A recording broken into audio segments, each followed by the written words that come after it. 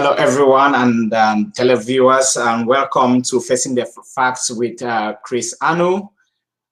We are very sorry we had some technical hitches, which is the reason we are starting a bit later than anticipated.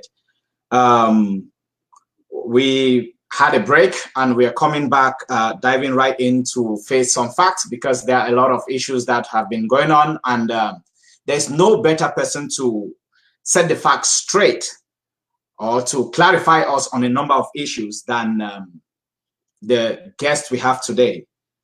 He's a very important person, and he is going to be going deep into a number of issues. Because of the late start, we might not cover all the issues we had lined up for today, but we should try to get through as many as possible.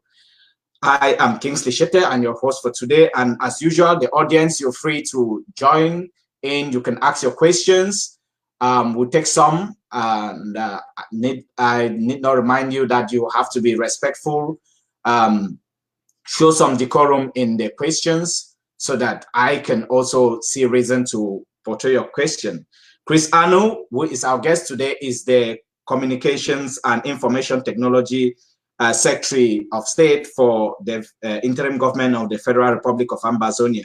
He also hosts interviews on ABC TV. And without much ado, I would like us to welcome Chris Anu, who is our guest today. Thank you, Kingsley. It's a pleasure to be on your show. Thanks for having me. Okay, Chris. You know, your presence here today has been very much anticipated, especially with what happened a week ago or so in Bui. So there are lots of issues people will want to understand about what happened. But before we get into that, let us first of all just give it a little bit of a personal touch. There were recent informations sometime in 2018 about your mother and sister being arrested in Cameroon. Can you clarify if that is true? Is there anything to that story? Yeah, of course. My mother and my sister were arrested. My mother was later released after about 3.5 months. My sister is still there, transferred from Set to Kondenge, where she is being charged with facilitating terrorism. Yes, it was a true story. Oh, yeah, well, from parts of the story say that they were caught with a large amount of money. Some even say 1.6 million francs CFA. Those are rumors we hear from the social media. The social media can invent anything and everything. So that's not even what to talk about. How does somebody who doesn't have a house has 40 million in which bank account? If that ever happened, I guess the challenge is they should put out a bank account and the particular bank involved, correct? Okay, so it's a fact, therefore, that the amounts of money that are being peddled around that your mom and sister were carrying are all lies. These are all fake news. And yeah, just revolving around your family, your cousin Phil Marsha, Oliver's wife, it's also been said that she was arrested recently when she went for medical checkup or something like that. How true is that? Actually, Oliver, the Phil Marsha, is not my cousin. He's my direct follower, the same mother, the same father. And yes, it is true that the wife was abducted by La Republic du Cameroon soldiers as she went for medical checkup in Chang, and she's still under their custody. Thanks for clarifying that. You see, I always said, I mean, the only information I've always said is that Phil Marshall is your cousin. So no, it's actually my brother. Your brother. Yeah. So yeah. No, I mean, now, I mean, the rumors that were circulating around money probably came because many people link a lot of things to my trip to Boya. So I would just ask a question about that. I mean, I know that when Dr. Sako was here on this platform, he did clarify some issues, but the questions have still lingered. How much exactly was raised from my trip to Boya? Now, first of all, you have to understand that, again, there is a lot of fake news going on the social media, propagated by people who really don't have the interest of this revolution at heart. First, you will realize I had nothing to do with money raised, or particularly my trip to Boya. I had nothing to do with that. I understand a little over $800,000 was raised through my trip to Boya. But again, I like to emphasize, anybody listening to me, Chris Anu had nothing to do with my trip to Boya. We have raised funds. The funds were dispatched to the right quarters. Whatever happened there is a story for another day. So, but I mean, there have been widespread allegations that a lot of the money that was raised were never used for the intended purposes. Are there any mechanisms that you know of that could have ensured that some level of accountability took place? I mean, within the IG. I would like to say that those peddling the rumors that lots of the money never went to where it was intended to go.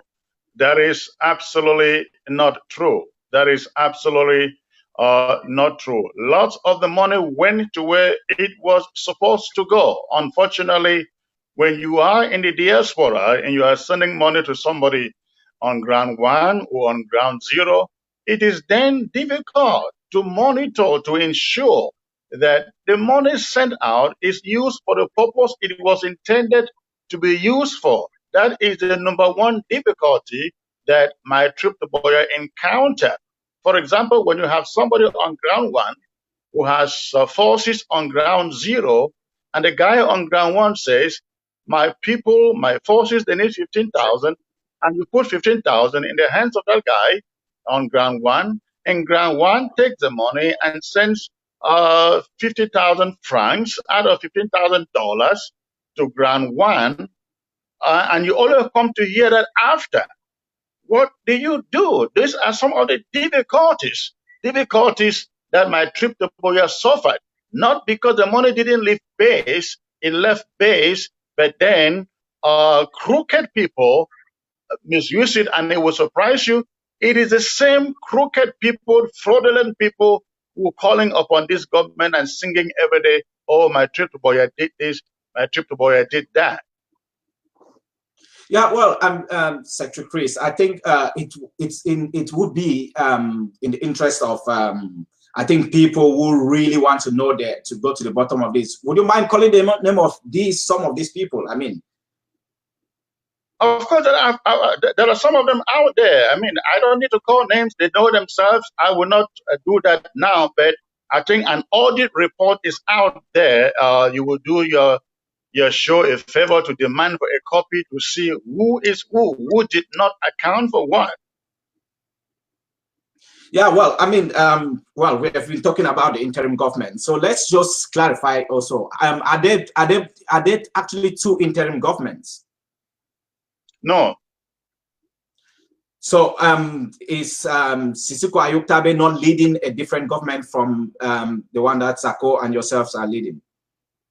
No, that is not considered an interim government. That is considered some other group, whatever name it may be called. Let me tell you why it is not considered an interim government.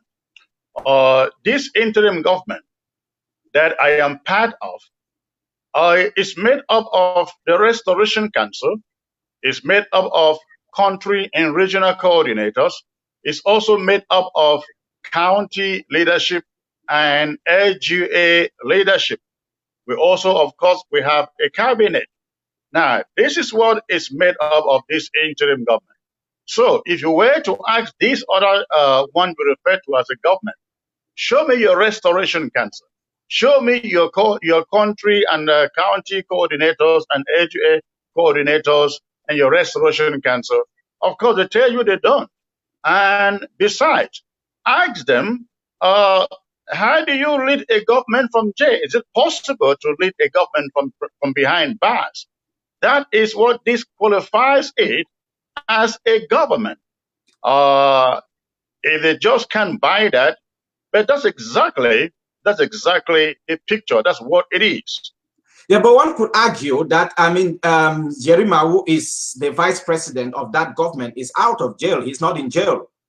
So, and that government, this government you've just described, I mean, because what I'm trying to understand, and maybe the audience should understand, is you were part of that government that had Sisiko at the top. And when Sisiko went to jail, and that government was instituted by the different nationalist groups that met at the Third Conclave in Nigeria. So when Sisiko went to jail, that same government had Sako as the acting interim president. So how did it get to the stage where that government, because I mean, where you shifted and there is a different government from that one that was constituted at the conclave? The government that was constituted at the conclave is still here, and it is the government in which I belong. Any other thing different from that, again, is not a government, because somebody does not remain behind bars and think he can lead a government that is made up of free people. So you mentioned Yerima. Yerima is not a leader. You know, Yerima is already the chairman or the vice chairman of that group, and he takes instructions from behind bars. And so that is why you cannot call that a government. A government would not lead from behind bars. The real government is still alive. And as you mentioned, yes, Comrade Dr. Sako is still the leader of the interim government, taking over from the time that Sisiko and others were abducted. So, but I mean, would you not agree that everyone who is not actually on ground zero is also some sort of out of the picture? I mean, what is the difference with being in exile and being behind bars? I do not understand what you mean by that. The original government was formed in the exile, right? Yeah. Yeah, so I'm saying that the logic, that government was in exile means it was still out of touch with the people on the ground. It was in exile and not in jail. That is why in exile we're able to raise funds. In exile we're able to have meetings, physical meetings. In exile we're able to make plans. I mean, we're able to do so. We are free. That's the point. We are free to do what should be done. But behind bars, you cannot do that. So we've just followed some of us have been following what the impeachment process of US President Donald Trump, and we've seen how impeachment goes. Would you, from what you've been seeing, say that Sisiko was actually legitimately impeached?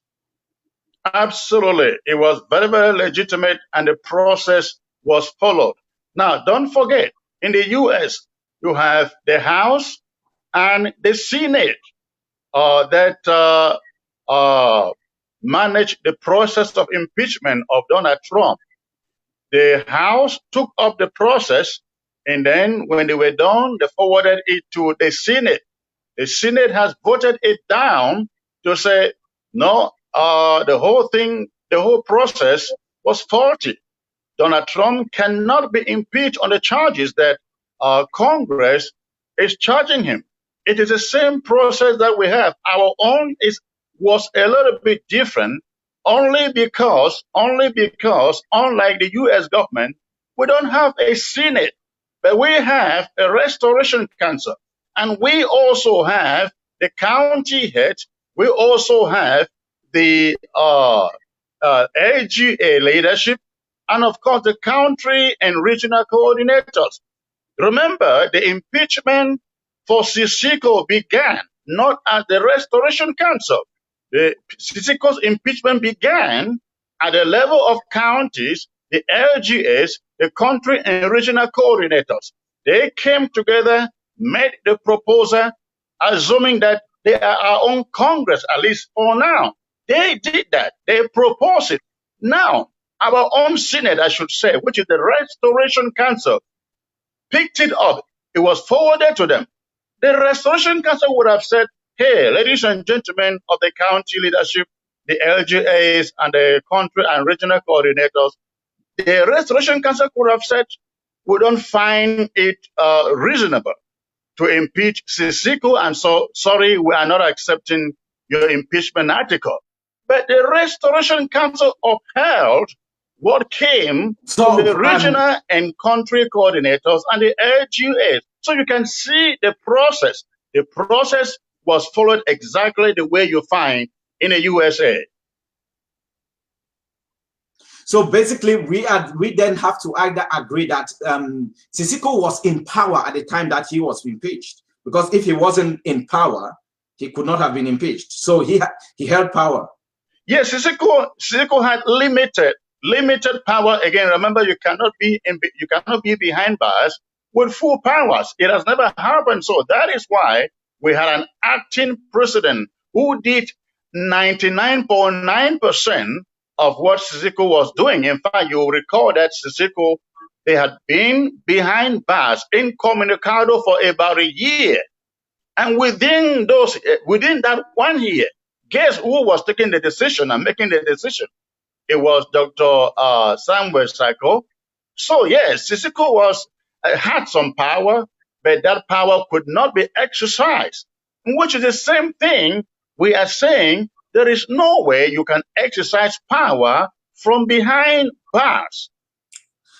Thank you, Secretary Chris. Let's move on to something else. In 2018, you made two outings, one in which you gave an ultimatum for Francophones in Southern Cameroons to leave, and in quote, you said, for their own safety.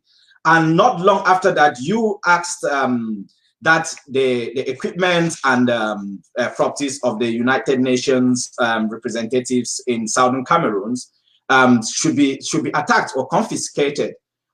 Is that something you still stand by? 2018, yeah, I still stand by Francophones leaving our territory. They don't have any reason to be there unless they want to become Ambazonian citizens. If not, they have to leave. And so if they don't leave, what mechanisms do you have in place for people who want to become, people who own lands, who have lived there all their lives? What mechanisms do you have in place at the moment? We are not there yet. The time will come when we get there and everybody will present his or her land certificates, and we will get there. Right now, we need the country first. So, but if they get out, if they get out, they facilitate our getting the country. Could you not have waited? I mean, because I would argue that if you had waited to get there, then you can. But if you've already chased people out, no, you don't wait. You don't wait with enablers and detractors. You get them out. You get them out so that we can now plan with some tranquility, knowing that you're not having enemies among you. That is the reason why they have to live for. Let me give you some practical examples. Yeah. When we say lockdown or ghost town, guess who are roaming the streets in the northern zone in Victoria? They are the Francophones. They don't obey lockdown. They don't obey ghost towns. They are the ones still running bars and nightclubs in Bamenda. So these are the reasons why we are saying they got to go. And let me re-emphasize this to you. If they don't go, we will make them to go. So what will you do with people? Because I mean, when you say they are the ones, I remember that Ekema, who is of late, used to be the one forcing people not to obey ghost towns. He's not a Francophone. Franklin Jume. That was in Boya. That was in Boya. That was in Boya. Yes, but where is Patrick Ekema today? Yeah, well, but I'm saying that he was. I'm just giving you examples of people who are not Francophones, who are also not obeying ghost towns. So what would you tell them? Ask them to leave? But Ekema is only one person. I'm talking about the overwhelming majority of Francophones who disobey ghost towns, lockdown, go out and do business, open their beer parlors. In fact, Francophones are the ones selling brasserie drinks. They are the ones riding Okada out there on lockdowns and ghost towns. They are the ones doing businesses at Impeachment Park on ghost towns and lockdowns. So is there evidence to support these allegations? I have the evidence. Unfortunately, you didn't ask me to come with it for your interview. Okay. Thank you. Hopefully we'll be able to get that evidence. And then what about the United Nations? Well, things happen and sometimes we are bound to be emotional. That was an emotional moment. And we all get there. I cannot deny that. And you cannot deny that. Yeah. When you see the way our people are being slaughtered, they are being slaughtered, they are being killed, homes, villages, towns being burnt down. Sometimes you say things before you think about it. It was an emotional moment. And I think if you were in my position, you would have said the same thing. What I would say is that we appreciate the work of the United Nations, but they don't have to wait until the whole people are killed. Everybody is killed before they come in. There comes a moment you speak to them and tell them, if you have to come in now. Listen, ladies and gentlemen, we are fighting for a country and our people are being slaughtered on a daily basis. If you say there are no emotional moments in this struggle, then you have not yet engaged the struggle. Yeah, but do you know that if the United Nations were to send, say, a peacekeeping force, they will have to work with the Cameroon military because that's the only authority in place at the moment. They are not yet legit. No, that is ignorant. The United Nations cannot send what you call a peacekeeping force and then have them work with the Cameroon military. Where did you see that? It happened in a peacekeeping force is a neutral force. A peacekeeping force is a neutral force. They will neither work with the Cameroon military, neither with Amba military. In Sierra Leone, the ECOMOG forces worked with the local forces. With the local forces to kick out the rebels. The ECOMOG forces were a peacekeeping mission that came in. They worked with the local. Well, that is a different scenario.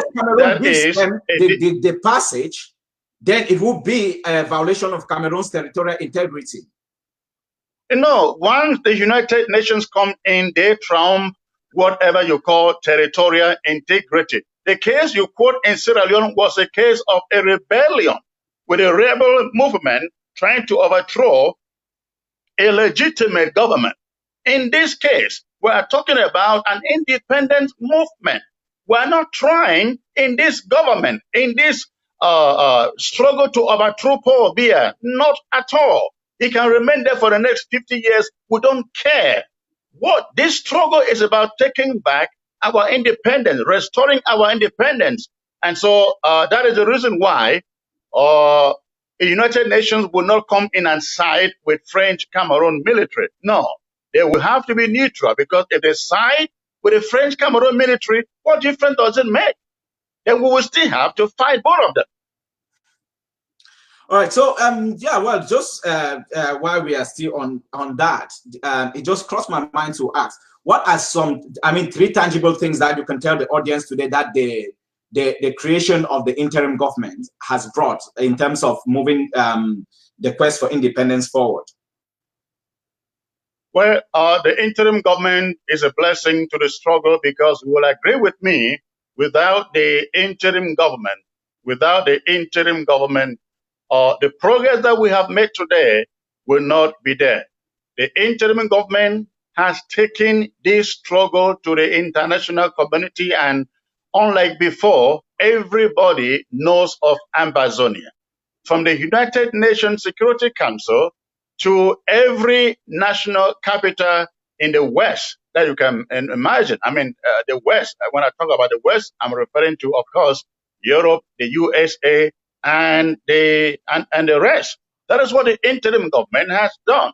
The interim government has been able to bring, at least, let me hold it temporarily, but the interim government has been able to bring La République du Cameroon to the table. I'm referring to the Swiss initiative.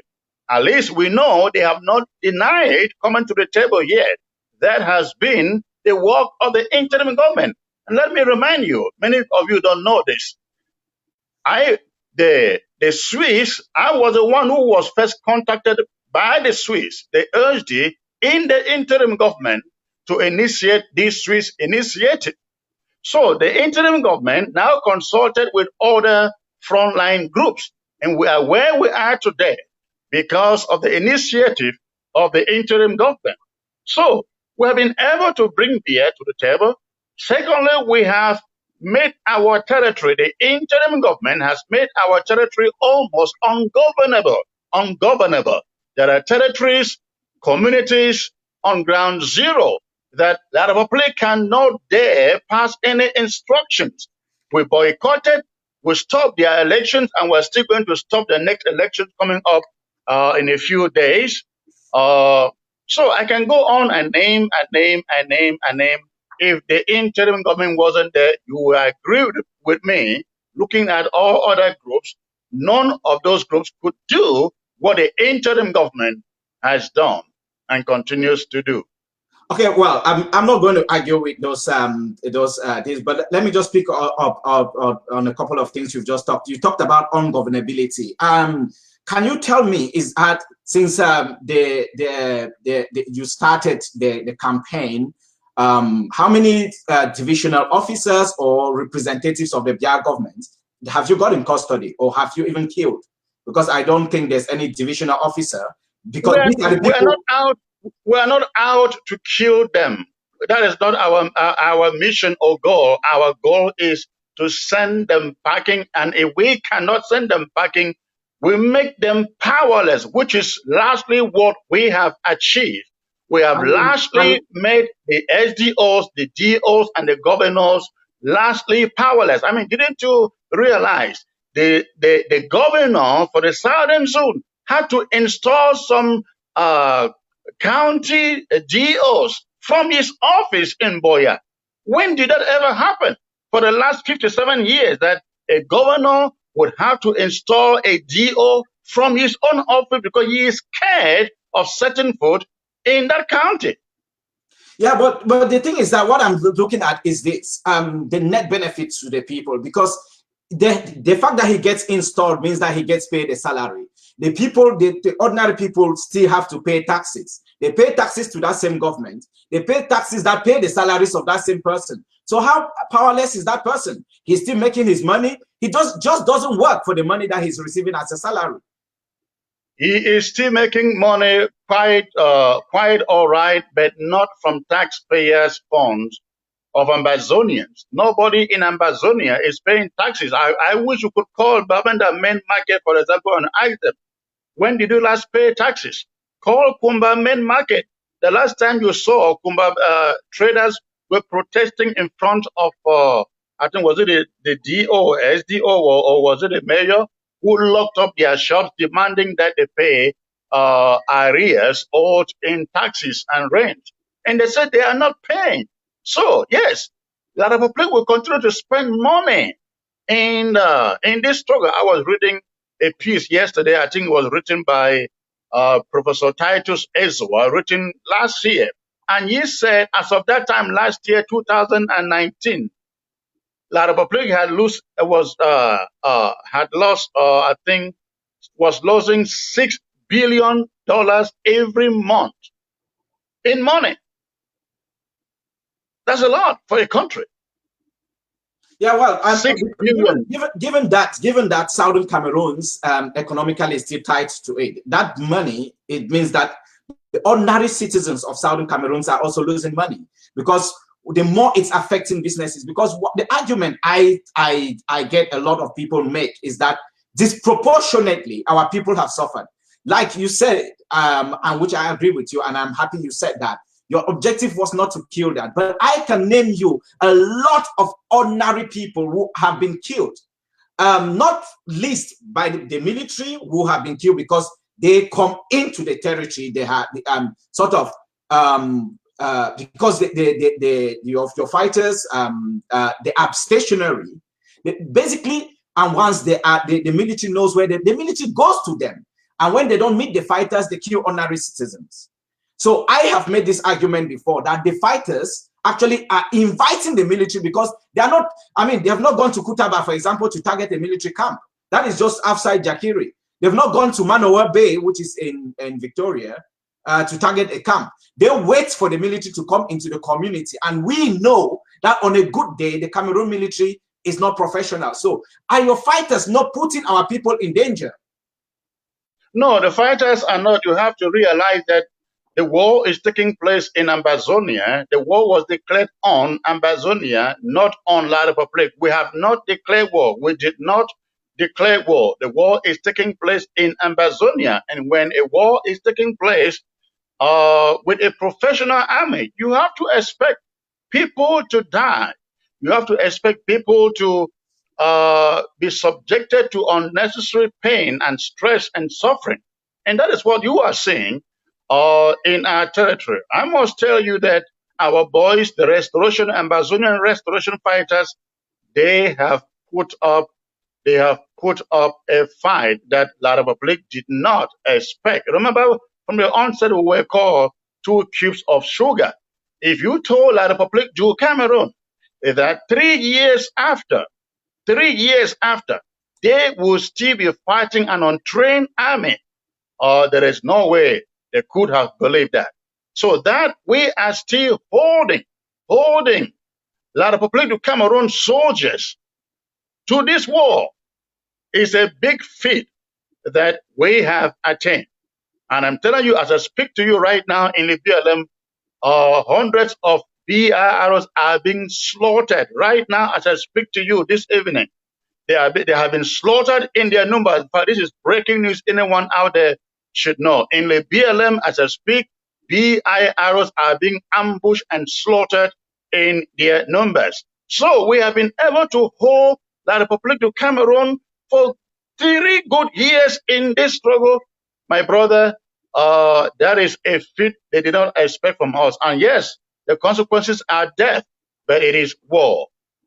Yeah, would you say that it's beginning to unravel with what happened in Wei? Because I followed the interview that you had with the chairman of the Wei Warriors, Shea Luistas and WOCC, and that led to some of restoration fighters, I think from the ADF, who were killed.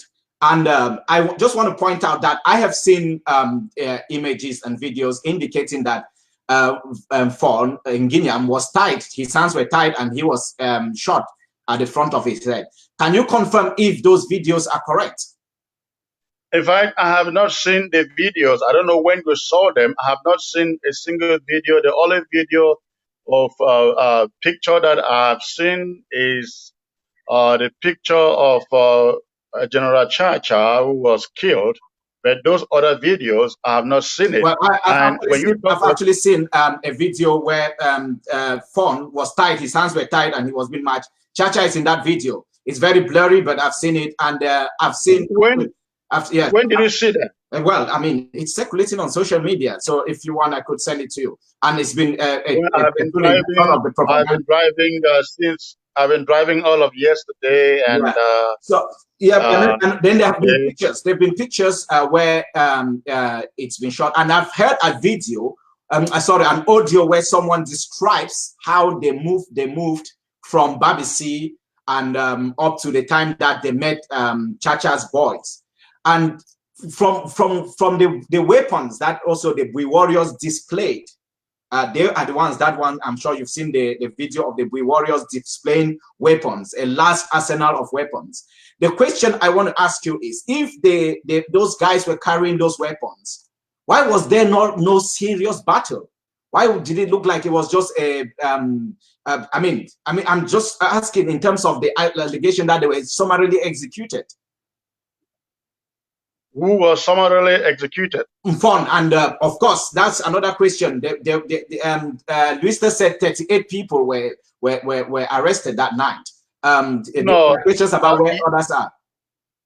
Yes, I have been told of 39 people arrested that night, and I've also been told 16 were released. I don't know whether it was that night or the following day. Then the rest of the 23, including Efang, or they call him Big Number, yeah, were kept in custody for further investigation because of the number of French Cameroon soldiers found among them. However, you now know that only last Sunday, That was a few days after that. French Cameroon troops stormed that camp. Whatever happened to those 23? No, I understand Efang had escaped in a way. I don't know whether he is alive or dead. Some people say he is alive. Some say he is dead. I have no idea.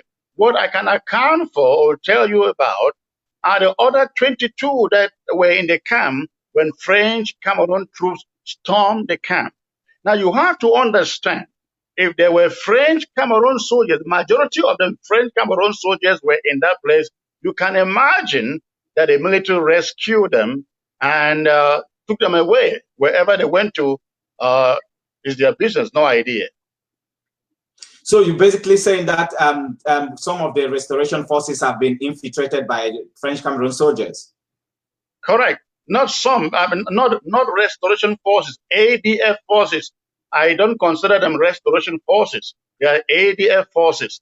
Now, you got to understand there's a difference between ADF and restoration forces. Okay. Now, Secretary Chris, what is happening with the ADF and whatever is a reflection of the divisions that you leaders have in the diaspora? I remember in August 2018, if I'm not mistaken, you guys met in Washington, D.C., and people hailed it as a new dawn, that you guys were finally collaborating. Ayabacho Lucas was there and so many other people. What would it take for you and Ayabacho Lucas, for example, to work together, given that you guys have the same objective? Well, you are very much correct. I don't know whether we had a meeting in DC. Then we thought we all had the same objectives. Everybody came together. We tried to reason together and come out with a way to work together going forward. But you will realize that right after that meeting, money issues came up, and it brought the division that continues today. Today, I don't know whether I will say we have the same motive with the ADF and the AGC, because I'm telling you, with what happened in Bui, knowing what we know that took place in Bui, it is very, very difficult for me to sit here and tell you I think that the ADF is fighting the same war or the same struggle with us. I really don't think so. Now, you got to realize that until then, this interim government has made effort upon effort to work together, at least to collaborate. We don't need the ADF to come and join our restoration forces or the AGC to come and join the interim government. That has never been the case. We just want a situation where it can be a level of understanding, collaboration. For example, when we look at the rally we held at the United Nations 2018, where everybody was there, we were all Ambazonian, just Ambazonian. It wasn't the interim government, wasn't AGC, wasn't Morris, it was just about Ambazonia. Now you find many situations like that in which we can collaborate as groups. But when at the same time you realize that one of us, or one who was one of us, has been infiltrated, it's a sellout, it's an enabler, what do you do? That is a problem we're having. With the ADF, we are really waiting for the leadership of the ADF, the AGC, to come out and clear all the allegations that have been leveled against them. When I did a broadcast in which I talked about the death of Chacha, I put out there the picture and the name of the French Cameroon army commander who commands ADF forces in Bui. I'm still waiting for somebody to come out from the ADF or AGC and say, Chris, you were wrong. That guy doesn't even exist. No, I have not yet seen one. So my brother, until some of these things are figured out, it is hard to work together when you realize that the other party is busy fighting you instead of fighting the common enemy. Yeah, well, that makes it then, I mean, because what you're describing now just gives me, because I asked them, I did put out some statistics on my personal Facebook page. So as we were talking, I said, well, since the start of this crisis, we've had a record number of Cameroonian soldiers killed. We've got a record number of Ambazonian fighters killed, who are, of course, Southern Cameroonians. We've got thousands and thousands of civilians killed and hundreds of villages razed. I don't know any person who is directly, closely linked and benefiting from the Biya regime, the regime that declared the war, that has been affected. And I don't know any leadership from the Ambazonia side who has been directly affected. So is it not disproportionately affecting the people of Southern Cameroon? Because whether you call them ADF or whatever, these are just Southern Cameroonian boys who have been caught in a crossfire between the two leaderships that are fighting. And all of a sudden, we can call names now. And I mean, you might tell me that you've got evidence of some of the allegations. But what I see are people who 3 years ago were fighting for liberation, and suddenly they are being killed by their own brothers, because maybe the leader of that French Cameroon force, you might tell me, it might be, it's also, or a Southern Cameroonian, but I mean, on the side of the regime. So is it not looking like we are systematically doing what the Amadou Ahidjo regime and the Biya regime didn't succeed for almost 56 years? We are exterminating ourselves. Let me tell you. Let me tell you. You started from the beginning asking about my mother and my sister and so on. Let me tell you. This war is an existential threat to all of us Ambazonians, including you. I don't know where your stance is on this struggle. Good. Yeah. To the extent that if an enabler, if a traitor is my mother, my own mother or my own sister, I want to assure you, I will not save her or save them if, seeing how many thousands of us have been killed, how many thousands of villages have been burnt down. Look at the number of refugees. Look at the numbers of the internally displaced. Look at those corpses lying on the streets. You see some with children standing there hopeless. The parents have been taken away from their hands. This is why I don't care if you were my mother or my father or my brother and you go out to betray, to sell us to La Republique. I don't care if you are my mother. I will consider you a traitor. And if killing you will take us forward, I would prefer that you be killed. Now, I'm saying this to say that those you say Southern Cameroonians attacked, fighting for the ADF, and they are being killed, and they are Southern Cameroonians. I don't consider them anymore Southern Cameroonians if they are out to sell out the Southern Cameroons. What should they be doing? Is there a mechanism that, I know that if someone is, we come from a common law background, and that within that custom, that tradition, that common law tradition, someone is innocent until proven guilty by a competent court. So is there any mechanism in place where people, I'll give you the case of Ayafo Florence. Ayafo Florence was summarily executed because she was wearing uniforms that was misconstrued to be that of a gendarme, but she was just a prison officer. So does this rhetoric not fall into the place where people... But you have to understand the difference between Ayafo Florence case and the case in Bui we are talking about. Ayafo Florence was randomly picked up. I think she was attending a funeral somewhere, I think around Beijing or something like that. And she was picked up. A harmless woman picked up and slaughtered by the ADF. Now, the case of Bui is different. We are talking about a war front with both sides carrying arms. What do you do if somebody confronted you with an arm? You allow that person to shoot and kill you first? No. This is what we're talking about. Yeah, okay. So, well, let's leave the issue of collaboration because that looks difficult. But one thing that we understand... It is not difficult. I'm sorry, sir. It is not. The issue of collaboration is not difficult. All we want, you heard me in my last presentation said, I had to reach out to Cho Ayaba only 3 weeks ago, and he promised calling me back. I have not heard from him today. Behind, in the background, we are reaching out. You heard my reach out to the other guys who essentially ambushed me. This is what this interim government is doing. We are reaching out. And it just takes the other guys being honest, being sincere, being patriotic to say, you know what, let's resolve this thing. And for the first time, demonstrate seriousness when they talk about collaboration or unity.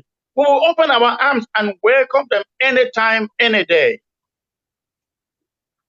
So would you collaborate with any other group which is not the ADF? For example, I will give you an example. When you look at the case of South Africa, the ANC worked with the Natal Indian Congress. They worked with the Communist Party. Their objectives were different, but they were all oppressed people under apartheid. Would you, for example, work with, say, the MRC or with the BAS? We will work with, no, we will not work with the MRC. The MRC is a political party in French Cameroon. BAS is a movement in French Cameroon. What they do, we are running two parallel struggles. Their struggle has nothing to do with our struggle. And you ask whether we will work with anybody. We will work with anybody for as long as that group or that person are Southern Cameroonians. Even if that group is the ADF, all we are asking them to do is be honest. Be honest. Change your approach. Change your mind. Stop using La République du Cameroon army to fight your own brothers. If they can just make a turnaround, I bet you we will embrace them immediately. But until we see that, we're still waiting. Yeah, you just confirmed that Paul Biya declared war on Southern Cameroons, and that again, but you did say that you're not interested. Why are you not interested in taking down the person who declared war? No, because this is not about an individual. Biya is not our problem. Biya is a dictator. We are talking about a state with territorial integrity. Biya is not a state. Ambazonia is a state. The Southern Cameroon is a state. And so, Biya or no Biya, we will get our sovereignty. Yeah, well, the USA, the USA, Secretary Chris, the USA, when they felt threatened by Iraq and Afghanistan in 2003, their best form of defense was a preemptive attack. We've seen recently when Iran felt threatened by Donald Trump's actions, when Trump was on Twitter threatening that he was going to attack them, they immediately laid out that they were going to attack the UAE, Dubai, and Israel. That is how war is fought. You don't wait to be confronted. So wouldn't you think that having an ally within Cameroon that is fighting that regime helps your cause by weakening that regime in power, that dictatorship? If it weakens that dictatorship, you are correct. You are correct. You are correct. However, that ally has to buy into our struggle. You cannot get an ally who doesn't believe in what you are fighting for to be your ally. That doesn't work. In the case of Iran and which other one you mentioned, remember, you got to remember, America wasn't saying Iraq owes us a territory or Iran owes us a piece of territory. No, America was saying this regime, this leader is leading a regime that can destroy the rest of the world. Let's take it out. Let's take them away. But in our case, we are saying we own, they owe us a territory that belongs to us. What we want is that territory. Now you got to realize that even if we took out Mr. Biya or the opposition in French Cameroon took out Mr. Biya, does taking out Mr. Biya give us a free and independent Ambazonia? No, no, it makes you move one step forward, because it makes you move one step forward, because Biya has been the one person who doesn't want to negotiate. He's the one who declared war. So basically, he should be the one person that is targeted instead of the BIR. Because I could ask you the same question: does taking out the BIR actually grant you independence? Well, you have to take out the BIR because they are the people causing the carnage in the fields. But as far as BIA is concerned, there is no guarantee that who takes power from him gives us independence. The commander-in-chief,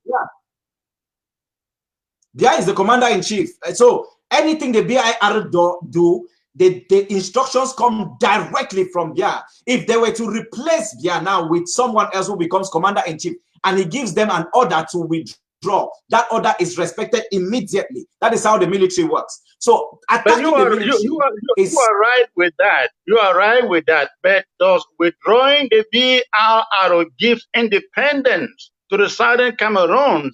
That's what I'm asking. That's what I'm saying. BIA or no BIA, BIA or no BIA, there is no guarantee that the southern Cameroon gets independence. So we don't have to focus on removing BIA. We have to focus on occupying our territory. Is there any territory, any part of the territory that is fully occupied by the restoration forces at the moment? We occupy almost all of the territory right now. Okay. Yeah, so I mean, let's just talk a bit about the strategy, because I know our hour is almost up. What strategy, I mean, other than just occupying, I mean, would you, what, and you know that it is okay for you, for example, the leaders, to be able to fly down? The Maurice put out a plan in 2017 stating that they will be going down into Boya, landing in Tico and Bamenda. That never happened. Is there any roadmap? We have a roadmap, and let me say to you that what Maurice put out, I always thought from the beginning it was a mistake. You do not put your roadmap out there for people to preempt what you want to do. And so, take for instance, when you say you are going to Tico, how are you going to get to Tico when you put the news outside? If there was an airport in Tico and you could really get to Tico, how would you get to Tico knowing that La Republique would then trap you and get you at that airport? I don't know whether you can hear me. There's an interruption here with a call. I can hear you, yes. It's just that your camera has turned. So, no, we will not put our roadmap out there, but I can assure you we have one that we are pursuing. Okay, yeah, that thing just went off.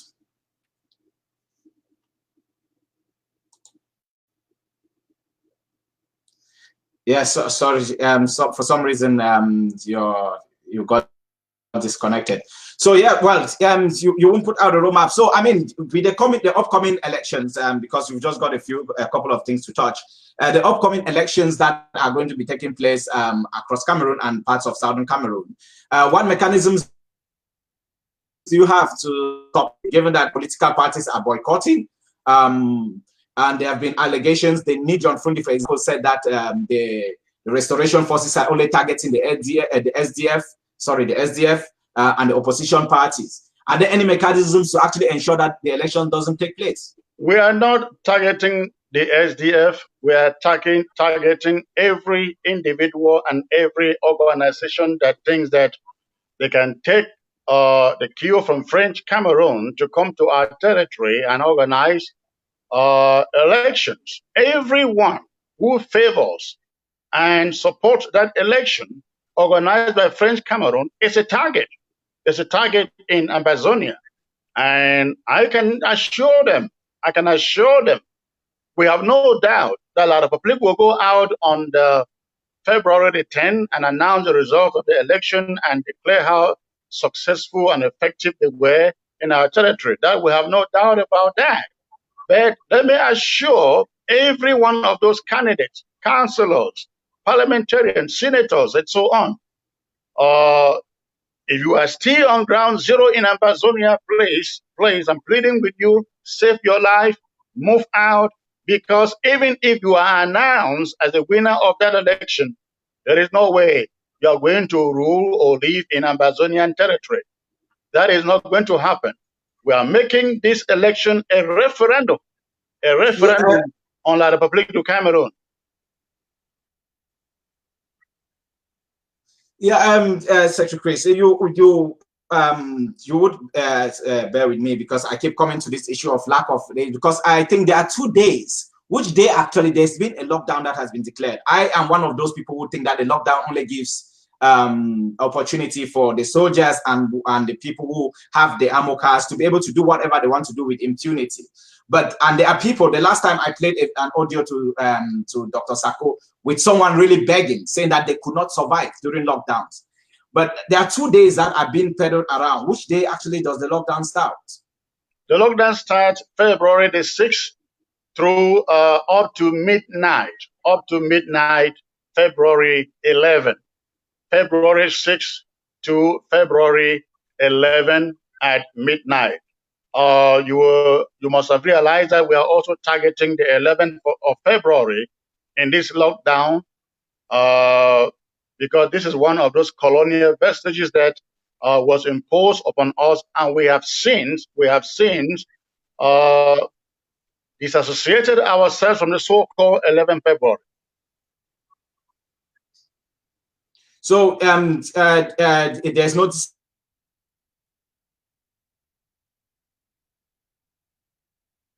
I think there's a break there. That are not agreeing. I'm sorry, there was a break. I didn't get the complete question. Yeah, I was saying that because I see there's another date saying the 7th to the 12th. So what would your forces do then if Southern Cameroonians were to come out on the were to stay at home on the 12th in the this, or what would happen if they were to come out on the 6th because they misunderstood the information? They thought that it's starting on the 7th. No, they have not misunderstood the information. They listened to the interim government. Everybody is in tune with February 6th to the 11th. However, if they choose to stay home on the 12th, I mean, it's their right, right?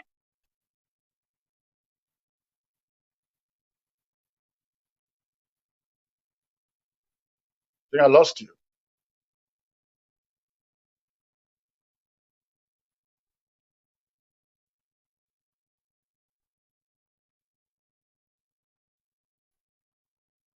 Hello. Hello. Hello.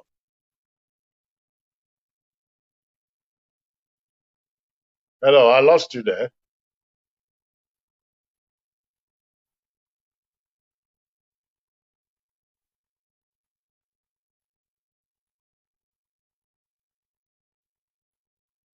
Hello.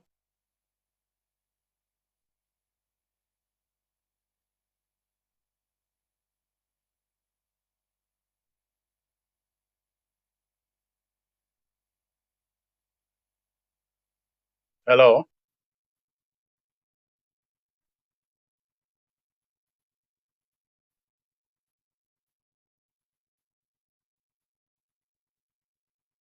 Hello.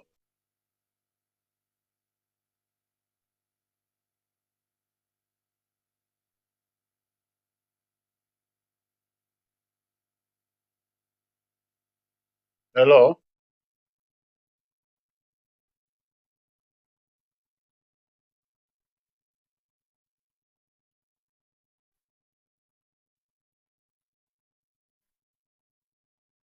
Hello.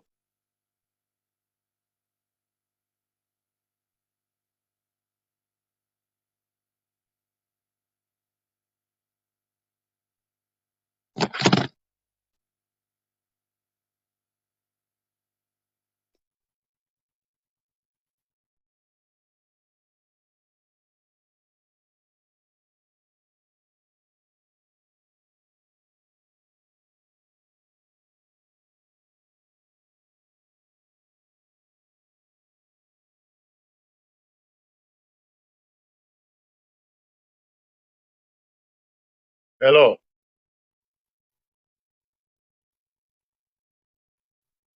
Hello.